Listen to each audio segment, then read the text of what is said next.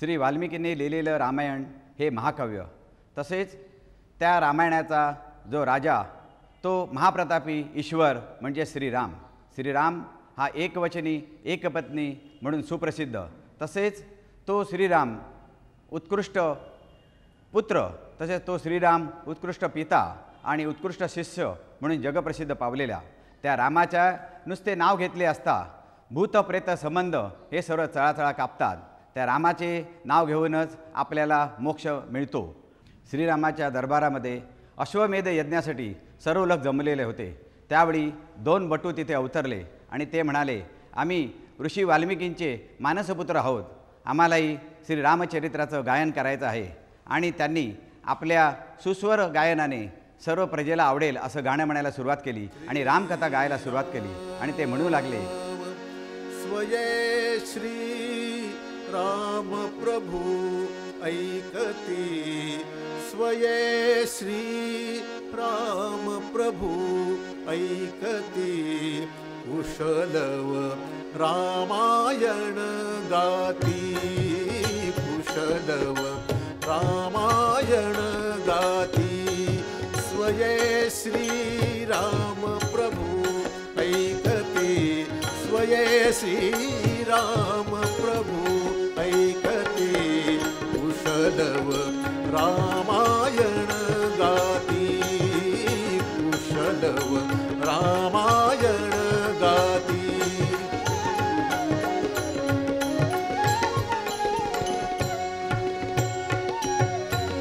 कुमार दोघे एकवयाचे, सजीव पुतळे रघुरायाचे. कुमार दोघे एकवयाचे, सजीव पुतळे रघुरायाचे. पुत्र सांगती चरित पित्याचे, पुत्र सांगती चरित पित्याचे. ज्योतीने तेजाची आरती, ज्योतीने तेजाची आरती, कुशलव रामायण गाती, कुशलव रामायण गाती.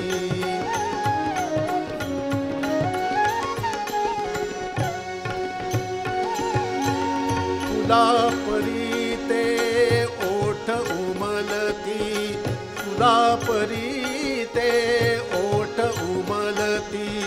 सुगंध से स्वर भुवनी झुलती, कर्णभूषणे कुंडल डुलती.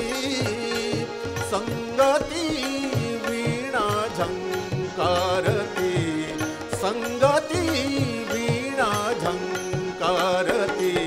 कुशलव रामायण गाती, कुशलव रामायण गाती.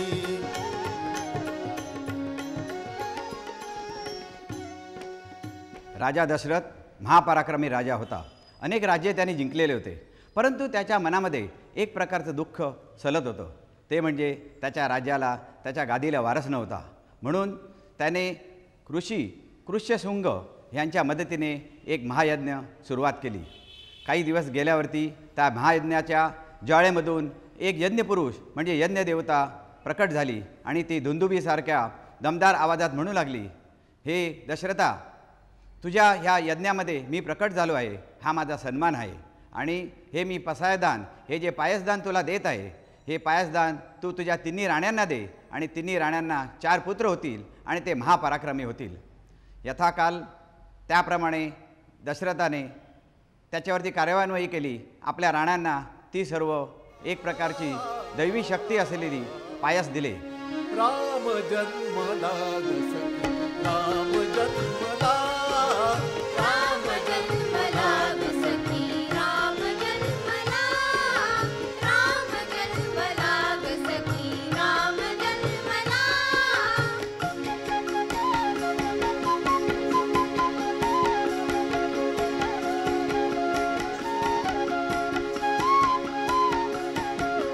कौसल्या राणी हर उघडी लोचने, शिकून जाय माय स्वतः पुत्र दर्शने.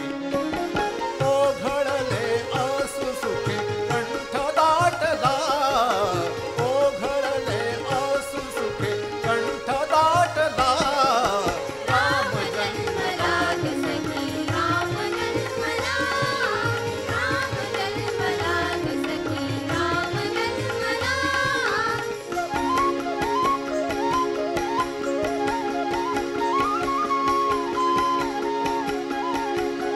राजगृही येई नवी सौख्य पर्वणी, सौख्य पर्वणी.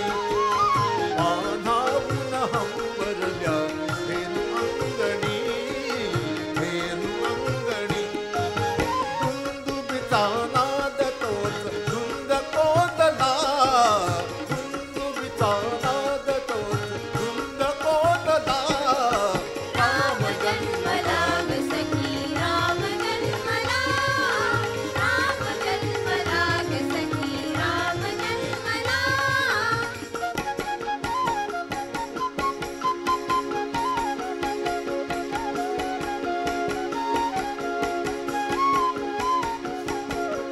वाताही सुखद जनी, पोचली जनी, पोचली जनी.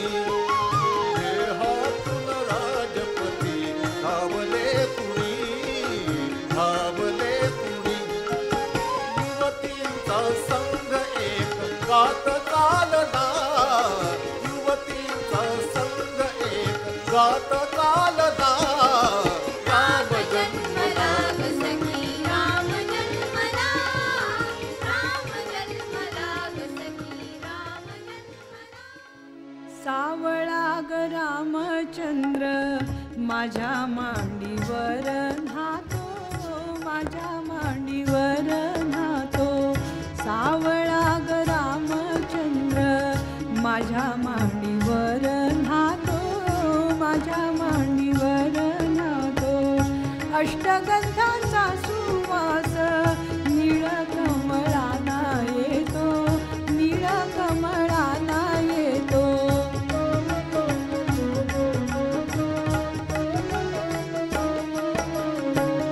सावळा ग रामचंद्र माझ्या हाताने जेवतो, माझ्या हाताने जेवतो. सावळा ग रामचंद्र माझ्या हाताने जेवतो, माझ्या हाताने जेवतो. उरलेल्या घासासाठी थवा रागूचा थांबतो, थवा रागूचा थांबतो.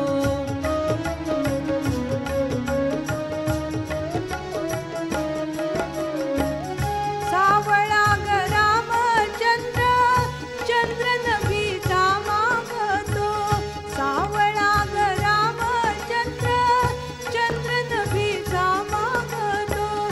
रात जागवाया बाई, रात जागवा तो बाई. सारा प्रसाद जागतो, सारा प्रसाद जागतो.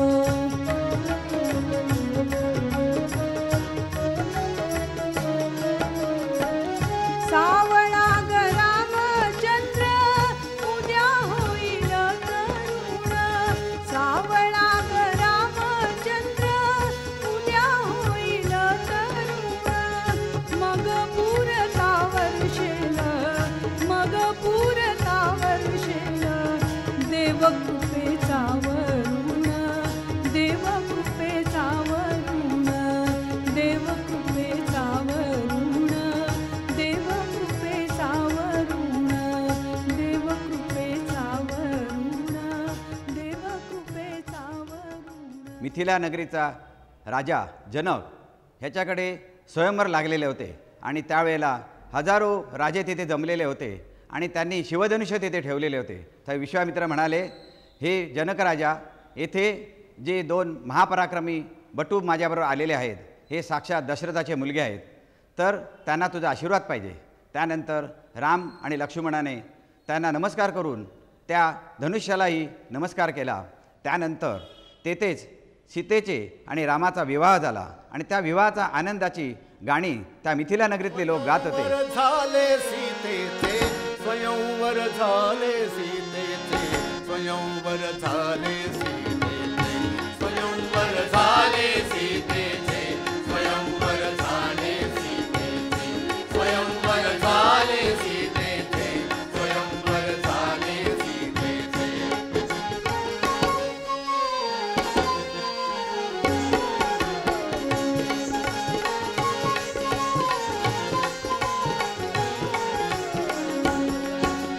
श्रीरामाने सहज उचलले धनुशंकराचे जाहले जनकनुपाच्या हेतुनंतरीचे. श्रीरामाने सहज उचलले धनुशंकराचे पूर्ण जाहले जनकनुपाच्या हेतुनंतरीचे. उभे ठाकले भाग सावळे उभे ठाकले भाग सावळे समोर तुझितेचे स्वयंवर झाले सीतेचे स्वयंवर झाले सीतेचे स्वयंवर झाले सीतेचे स्वयंवर झाले सीतेचे.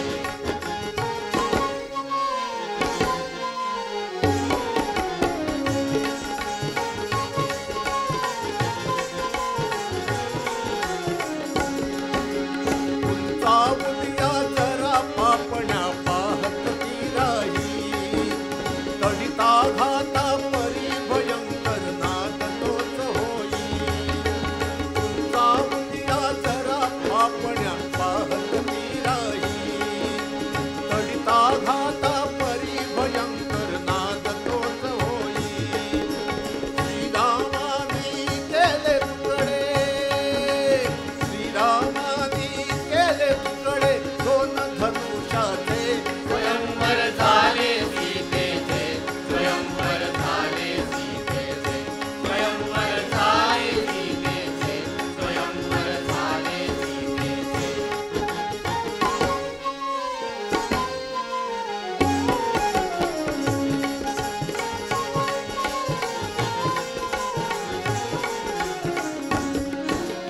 हात जोडुनी म्हणे नृपती तो विश्वामित्रासी आज जानकी अर्पियली मी दशरथ पुत्रासी. हात जोडुनी म्हणे नृपती तो विश्वामित्रासी आज जानकी अर्पियली मी दशरथ पुत्रासी.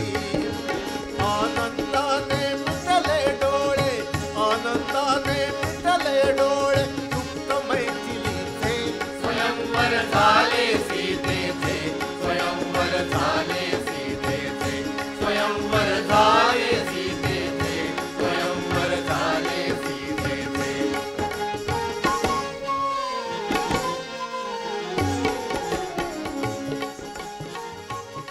जनक राजाच्या दरबारामध्ये श्रीराम ऋषी विश्वामित्रांसह गेले आणि तेथे अवाढव्य असलेले धनुष्य त्यांनी सर्व राजांसमक्ष मोडले. त्यावेळी जनक राजाची कन्या जानकी म्हणजे सीता हिचे श्रीरामाशी स्वयंवर झाले. त्यानंतर श्रीराम आणि सीता अयोध्येसाठी रवाना झाले. अयोध्येला आल्यानंतर हिमालयासारख्या शुभ्र अशा प्रासादामध्ये त्यांनी गृहस्थाश्रमीचे सुख उपभोगले. श्रीराम अतिशय प्रेमळ, ज्ञानी तसेच महापराक्रमी, एकनिष्ठ, एकवचनी आणि एकपत्नी होते. त्यामुळे प्रजा त्यांच्यावरती खूप प्रेम करत होती. त्यांच्या या प्रेमळ वागणुकीमुळे दशरथाच्या मनात विचार आला की आपण आपला राज्यकारभार रामाच्या हाती सोपवावा आणि विश्रांतीस्थानी जावे. त्यावेळी त्याने आपला विचार आपले गुरुजन, आपले मंत्रीजन आणि कैकेयीजननी यांना सांगितले. त्यांना पण अतिशय आनंद झाला आणि प्रजा तर आनंदाने नाचू लागली. रुक्मिणीला जेव्हा ही वार्ता कळली त्यावेळेला ती आपली भगिनींना घेऊन सीतेच्या मंदिरात गेली आणि विनोदाने म्हणाली, ना आनंद सांगू किती सखे ग, आनंद सांगू किती. आनंद सांगू किती सखे ग, आनंद सांगू किती. आनंद सांगू किती ग सखे, आनंद सांगू किती सखे ग, आनंद सांगू किती. सीता वल्लभ उद्या मायचे राम अयोध्यापती सखे ग, आनंद सांगू किती सखे ग, आनंद सांगू किती.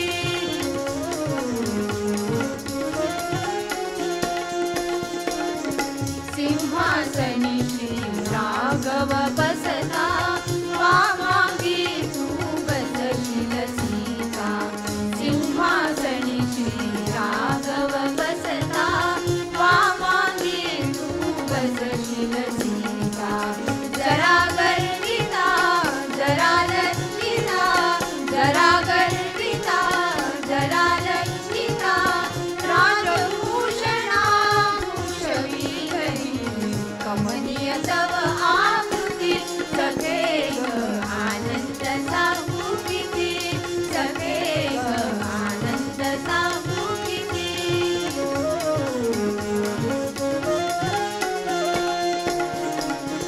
गुरुजन मुनिजन समीप येतील, सप्त नद्यांची जले शिंपतील. गुरुजन मुनिजन समीप येतील, सप्त नद्यांची जले शिंपतील. उभय कुळे मग पुरार्थ होतील, उभय कुळे मग पुरार्थ होतील. मेघाहुनही उच्चरवाणी करतील गे नौपती सखे ग, आनंद सांगू किती सखे ग, आनंद सांगू किती.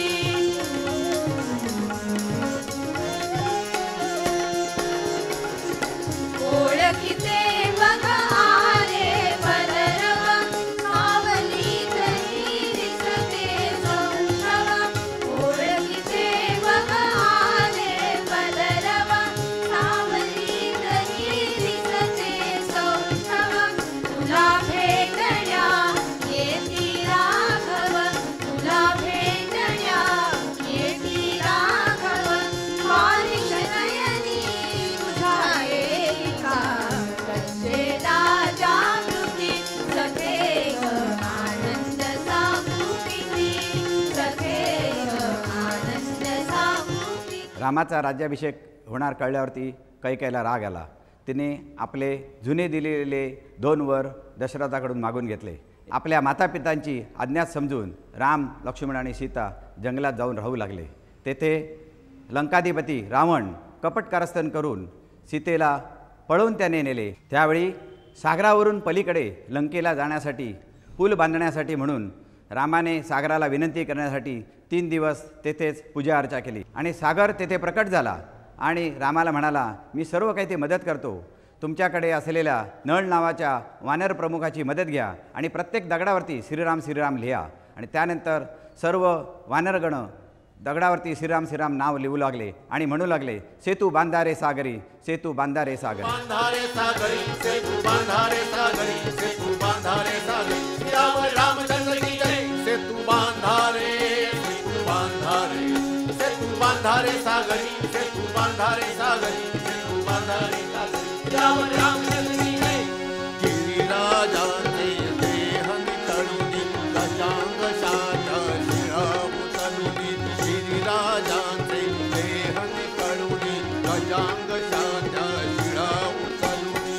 जलात द्यारे जवे ढक जलात द्या रे जवे ढकलून सेतू बंधने जोडून ओढा सेतू बंधने जोडून ओढा समीप लंकापुरी सेतू बांधारे सागरी सेतू बांधारे सागरी सेतू बांधारे सागरी पितावर रामचंद्र की जय एका झाडे फेकाळो कर दृष्टी झेलिल ताना सागर एका झाडे फेकाळो कर दृष्टी झेलिल ताना सागर ओढा पृथ्वी पैल तटावर ओढा पृथ्वी पैल तटावर वडवावी तो धरील माती वडवावी तो धरील माती सेतू शेषा परी सेतू बांधारे सागरी सेतू बांधारे सागरी सेतू बांधारे सागरी पितावर रामचंद्र की जय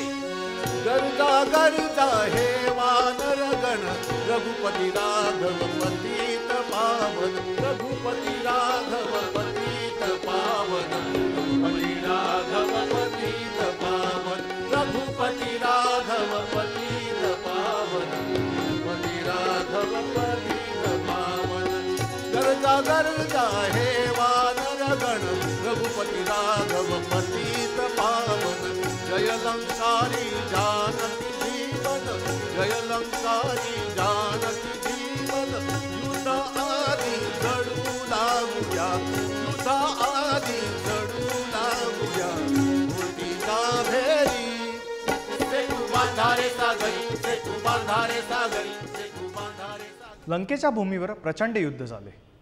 रावणाच्या बाजूचे मेघनाथ इंद्रजित कुंभकर्ण महाराक्षस सर्व वीरांचा वध श्रीराम व लक्ष्मणाने केला.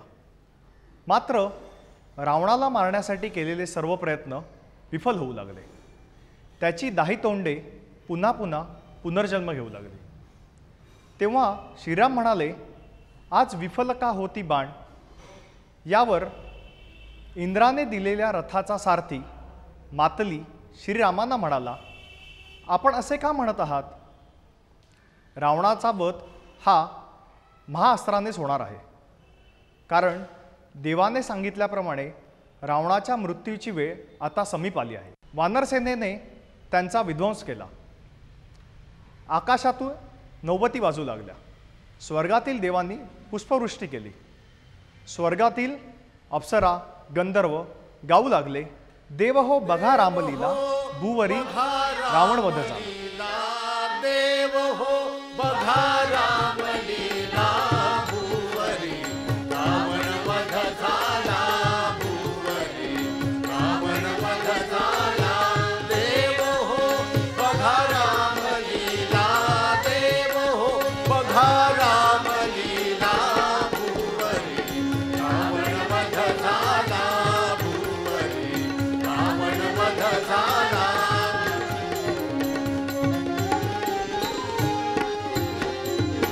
काही दिशांची मुखे उजळली कंपरहित ती अवनी झाली.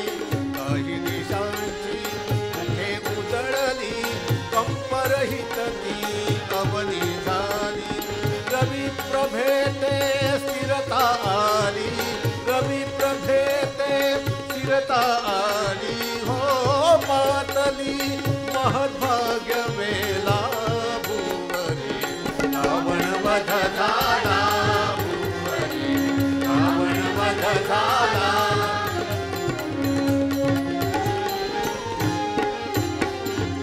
श्याम राम हा धर्मपरायण हा चक्रायुध श्रीनारायण. श्याम राम हा धर्मपरायण हा चक्रायुध श्रीनारायण. जगदोत्पादक त्रिभुवन भुवन जगदोत्पादक त्रिभुवन जीवन. हो मानवी रामरूप ल्याला मानवी रामरूप ल्याला भूवरी रावण वध झाला भूवरी रावण वध झाला.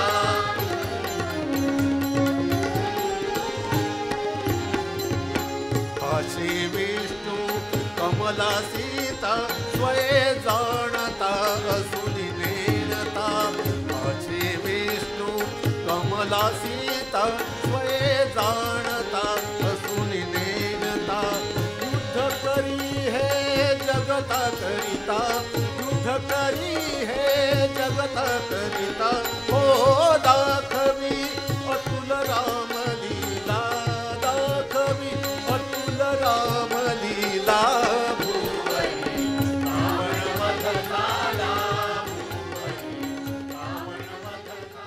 अग्निपरीक्षेनंतर श्रीरामाने सीतेचा स्वीकार केला. रामसेनेमध्ये आनंदी आनंद पसरला. महात्मा बिभीषणास श्रीरामाने आज्ञा केली की युद्धात मदत करणाऱ्या सर्व वीरांचा तू रत्नमाणके देऊन सत्कार कर व लंकेवर सुखाने साम्राज्य कर. त्यानंतर श्रीरामाला भरत भेटीची ओढ लागली म्हणून बिभीषणाने पुष्पक विमान मागवले. या पुष्पक विमानामध्ये श्रीराम, सीता, लक्ष्मण, हनुमंत विराजमान होऊन अयोध्येच्या दिशेने प्रस्थान केले. जेव्हा अयोध्येच्या भूमीवर पुष्पक विमान उतरले तेव्हा श्रीराम व भरताची दृष्टादृष्ट झाली व भरताने प्रेमभावे श्रीरामाला विनंती केली की आपण आपल्या पादुका परत घालाव्या व आपले हे रामराज्य परत चालवण्यास सुरुवात करावी. तेव्हा श्रीरामाने भरताला प्रेमभावे आलिंगन देऊन व आपल्या सर्व मातांचा आशीर्वाद घेऊन हे रामराज्य चालवण्यास सुरुवात केली व सर्व लोक गाऊ लागले, त्रिवार जय जयकार रामा त्रिवार जय जयकार रामा त्रिवार जय जयकार जय जयकार जय जयकार रामा त्रिवार जय जयकार रामा त्रिवार जय जयकार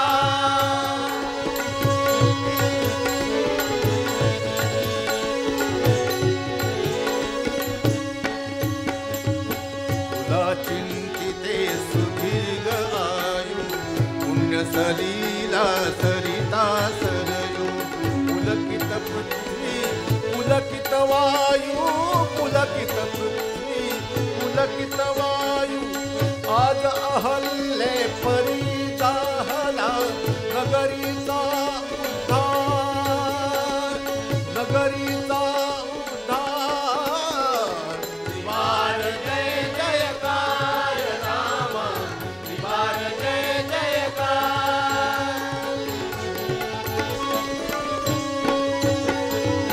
पितृकामना पुरी होऊ दे रामराज या पुरी येऊ दे